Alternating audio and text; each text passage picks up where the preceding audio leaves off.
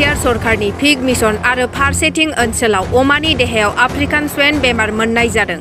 थारैनो बिटिआरनि पिग मिशना जाफुंगोन ना समासो फोरमायसिगोन।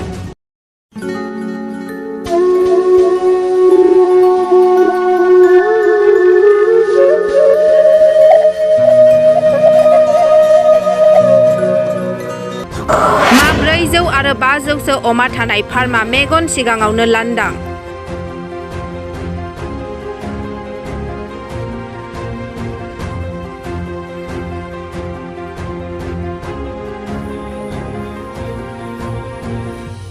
ओनसोल नाङैनो 144 धारा आयेन फोसावजाबाय।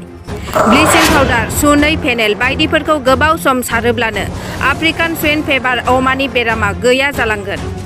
दिनै उदालगुरि जिल्लानि हरिसिंगा ओनसोलनिफ्राय 5 किल'मिटारसो गोजानाव थानाय सा खयाबिल गामिनि बिथां बापन बर'नि अमा फार्माव बुहुमनाङैनो अमानि देहायाव सोमजिनाय आफ्रिकान स्वाइन फेभार बेरामखौ बिथांनि फार्मावबो मोननाय जायो।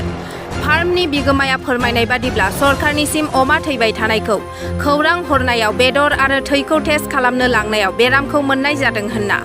लोगोसे बिथाङा फोरमायबावदों दि बे फार्मखौ जागायजेननायाव गुबुननि एबा सरकारनिफ्रायबो जेबो मददथि लायालाबानो बे फार्मखौ जागायदोंमोन होनना।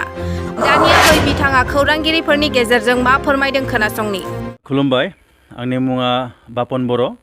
दा आंहा अमा फार्म खुलिजेननाया आं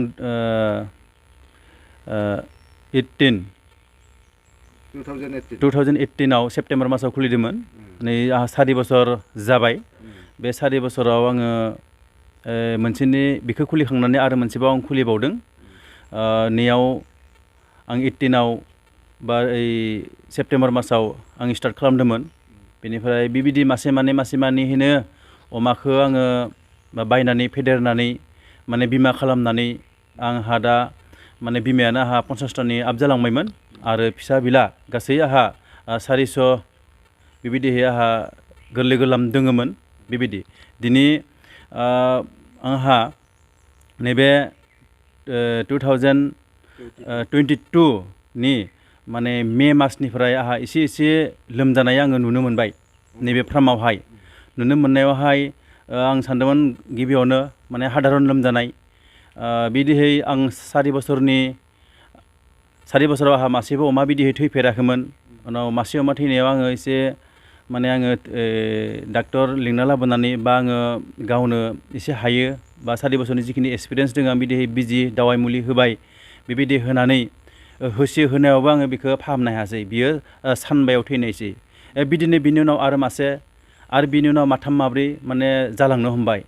एसे आङो गिनाय मोनबाय। गिनाय मोननायाव थैयै नायबोलै 20-25ता थैनायाव आङो जोंनि कालाइगावनि भेटेनारि प्रफुल्ल कुवर बिथांखौ लिंना लाबोनानै आङो गुवाहाटियाव लेबरेटरियाव आं बेदर थै बिदिहै जों हरनायसै। मोनसे सप्तासे उनाव जोंहा रिजाल्टआ फैबाय जे आफ्रिकान स्वाइन फेभार नांबाय। बिदिहै बिथांमोना बिदि नांदोंबाथ' सरकारानो माने फाननो होआ अमाफोरखौ माने बुथारनानै फबना गालाङो बा फबनाय बिसा सिस्टेम मोनसे दोङो। बिथांमोना बिदिहै दाखालि 23 जुन खालि आंनियाव सरकारा फैनानै फबफैबाय बा फुथारनानै फबबाय। दा आंहा अमा फार्माव मासेबो गैलिया। आंहा 200 दंमोन आरो जेनेबा। आंहाथ' जोबोद खहा जादों। मानो होनब्ला गासै अमाफ्रा आंहा माने गाभिन बा डेलिभारिमोन।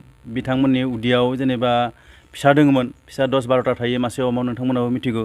बिदिहै जेनेबा माने बंस' हालिया आरो जेनेबा माने आंहा 30 लाखनिबो गोजौआव माने लस जादों। आंहा हाहायज बिदिथ' बुङाखै। आं खेथि पुरन हिसाबैसो माबा मोनसे किनसित मोननो हागौ आरो जेनेबा। दा मासे अमा बिमानि दामा जोंहा जों फानोब्ला बा जोंहा अमा मासेनि दामा 80-90 हाजार जाहैयो। मानो होनब्ला मासे अमाया जोंहा 10-12ता फिसा होयो। बेखौ फाननानै जोङो 5,000 अमा मोनोब्ला 10ता अमायाव जोङो आरामसे 50,000, बिमानि दामा 30-40 हाजार थाखा थायो। जोंनि बिमाया हेमसियार बा इयर्कशायर बिमाफ्राबो जोबोद गिदिरथार बिदि आरो जेनेबा। दा बिथांमोननिफ्राय जोङो खोनानो मोन्दों मासे अमा बिमायावलाय बा 100 किल'नि अमा बिमाखौलाय 15,000 बा 12,000 बेबायदिसो होयो होनना खोनादों आरो जेनेबा।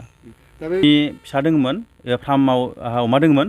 हेमसियार, इयर्कशायर आरो लकेल क्रस बेबायदि आं 3 माबाखौ फिसिना दङमोन। जिहेतु दा बिथांमोना जों बायसा सासे उथिफुनाय फार्मारखौ नायनांगौ। खारन आंजों लोगोसे आंल' नङा, आंजों लोगोसे 6 जन आंहा लेबार थायोमोन। नैबे फार्माव 3 आरो बै फार्माव 3।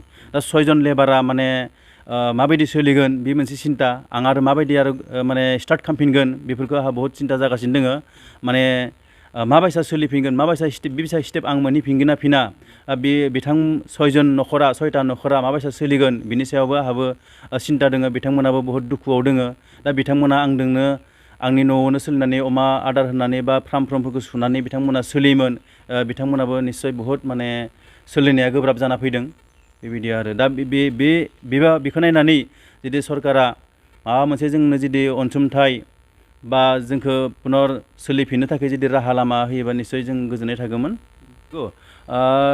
रायजो राजाफोरा लोरबां दाजा बे बेमारखौ जोंनि सरकारा माने बेबायदि बुथारनानै दाबसे जायगायाव फबनानै जेन निष्क्रिय बा गैया खालामबानो जोंहा सिन्तानि कारना एसे माने रेजें जालांगोन मोनसे समाव नैबे आसाम रायजोनिफ्राय जों जुदि बेमारखौ जुदि होबथानो हायोब्ला बा गैया खालामनो हायोब्ला जों माने बिराद खुला हिसाबै जोङो अमाखौ फिसिफिननो हागोन आरो जोंनि रायजो राजाफ्रा मोजाङै माने अमा फिसिनानै जानो हागोन बा अमा फार्म खालामनानै जानो हागोन बा दैदेनलांनो हागोन जिउ दैदेननो हागोन न'खरखौ फसंनो हागोन आं बेखौ बुङो आरो जेनेबा बिथांमोना माने अरायबो माने फार्मखौ एक नम्बरावनो साब सिखुनखौ खालामना लाखिनांगोन आंबो खालामना लाखियोमोन खिन्थु माबायदिहै आंनियावबो फैखो आं बेखौ मिथिया गिनो गोनां गैया माने गिनो नाङा এই फिसा जिबिलाक फार्म दंखौ बिथांमोना एसेबां गिनो दरखार गैया नोंथाङा जुदि बिथांमोना जुदि मोजाङै गाव माने साब सिखुनता बा